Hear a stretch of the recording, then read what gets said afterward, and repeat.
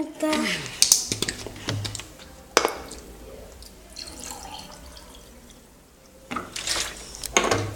Cadê a pimenta? Bastante.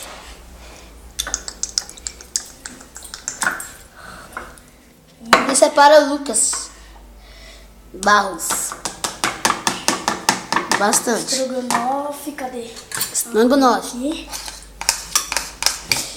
Essa receita é frança, pimenta, estrogonofe. Se quiser duvidar ele muitas coisas, você pode duvidar. Só mais um Vai, Lucas. Coloca muito nojo. Pode beber. Mano, eu vou beber essa porra só, tipo. Eu vou vomitar aqui, tá? Sim, oxi. Então vai lá na privada, filho. Privada. Mano. Vai beber. Estrogonofe tá ruim, não, né? Fez hoje. Bom, cara. Fez hoje quase agora, né, Dudu? Eita porra, já. Bebeu.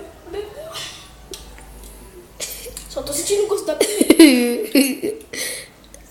Dá um gole.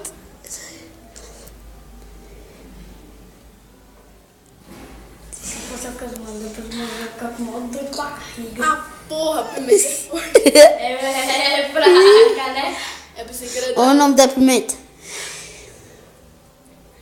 Você nem falou o nome da pimenta, Lucas. Não, eles veem, não é eu que vou lá.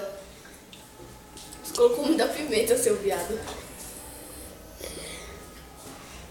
Molho de Ah, já pimenta. eu não vou beber, não. Ó, vocês vão beber agora. Ele é muito fraco. Para, vocês